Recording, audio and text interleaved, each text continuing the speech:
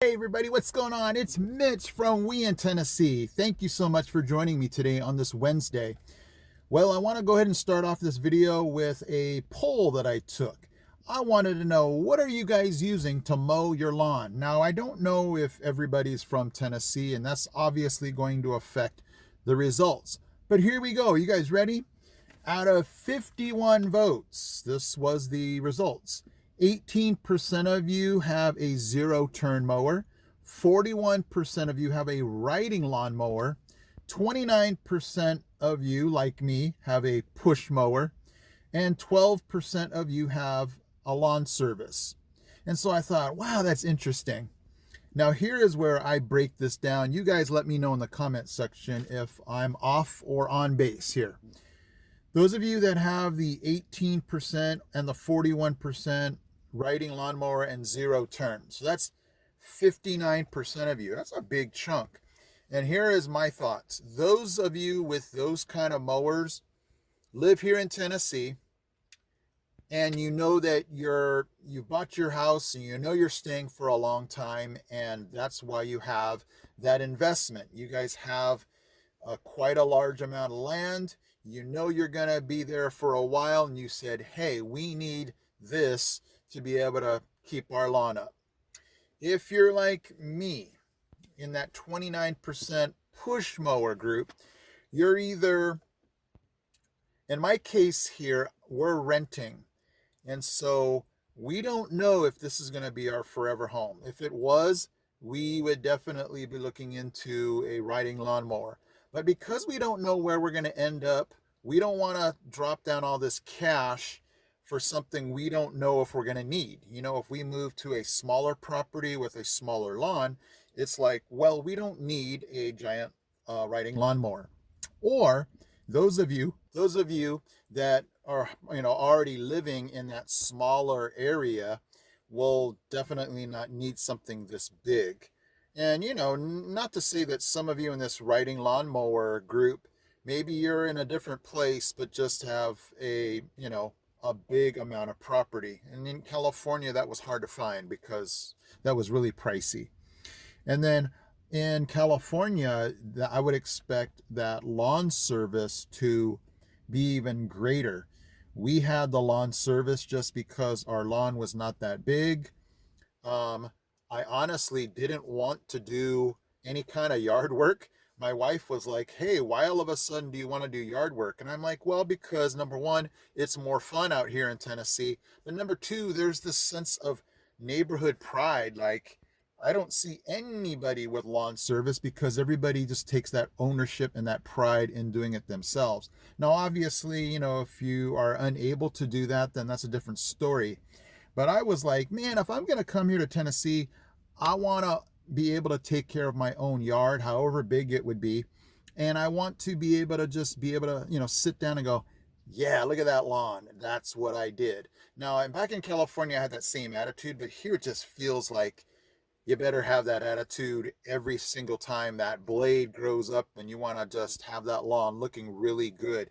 And that's one thing, if you're not here in Tennessee, Tennesseans take pride in that lawn. I mean, their car is sitting out in the sun and their riding lawnmower is in the garage. That's how serious it is. And so that's the kind of attitude I wanted to take. Like, yeah, even though this property is not technically ours, I want to take care of it, make it look good. When the neighbors drive by, like, whoa, look at that neighbor's lawn.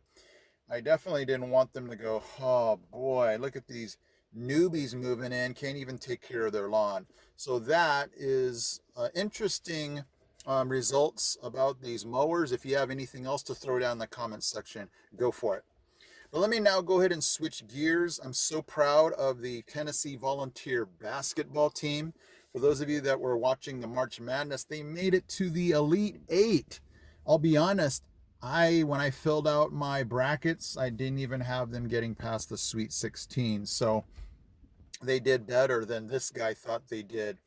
And I don't know, looking back at the game that they lost to Purdue, I still don't think the refs, how do you, Zach Edney, the guy that killed Tennessee, how come he had zero fouls? I mean, how does that even happen unless something shady is going on. But anyway, volunteers, you did amazing. You did way better than I gave you credit for. They had a great season. I'd be interested to see what their final ranking would be, but great job to the Tennessee Volunteers. Now I get to an interesting topic here. Um, I had the chance to look into the cicada invasion. So here's what the rumor mill has been going around, and you have to just verify certain facts. But if you are new to Tennessee, cicadas are those bugs that make that loud sound. Usually they're in the trees. And my first time to Tennessee, that thing was so crazy in my ears. I was like, what is that sound? It was like bouncing off my eardrums. And I was just like, wow, that's a really weird sound.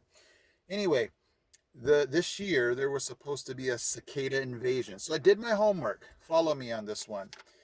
Usually there is what they call the dog day cicada. It's a type of cicada. This year there's supposed to be two broods or species that is going to come up from the ground and emerge. Brood 19 and brood 13. So the double invasion was supposed to be both those broods coming together.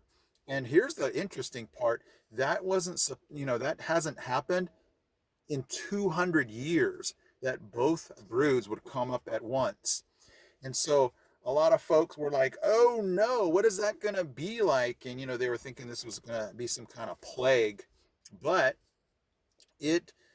I found out by looking at some research and some YouTube videos and some entomologists, those are bug experts, that it's not supposed to happen anywhere else other than northern Illinois. So I was like, whoo, because me and my family, we're getting the invasion of the box elder bugs. I mean, we have those things everywhere. And so I'm like, throw on top of that an invasion of cicadas. I'm like, no, thank you. But so that's the good news, is that and we might see an influx of more cicadas, but we're not going to experience the northern Illinois double invasion. Man, my goodness, I can't even begin to think what that's going to look like. But they're saying that there's just going to be millions on the ground just dead. And I'm thinking, man, I still got leaves from the fall that I haven't picked up. I don't want to see dead cicada carcasses everywhere. So I'll fill you guys in. It's not supposed to happen until May sometime. I'll fill you guys in on how the whole cicada issue is happening over here. So those of you in California or other places that are interested in what's going on with the bugs, right now our battle is with fire ants and box elder bugs.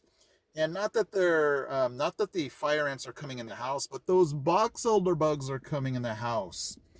And so I don't know. They don't bite, they don't sting, it's just annoying to see these bugs crawling, and you have to crush them, and they make this cracking sound when you kill them. And so I'm like, oh man. And my family, I have to be, well, they've been actually stepping up and killing bugs lately, but usually I'm the bug killer. So, anyway, don't let that though discourage you from coming here. I mean, you have to realize, again, this state is so green for a reason, because we're going to get lots of rain, lots of water, and that's what the bugs like. But don't let that be a deal breaker, because there's so many more beautiful, wonderful, amazing things about the state that trump the bugs. And it's just, I don't know.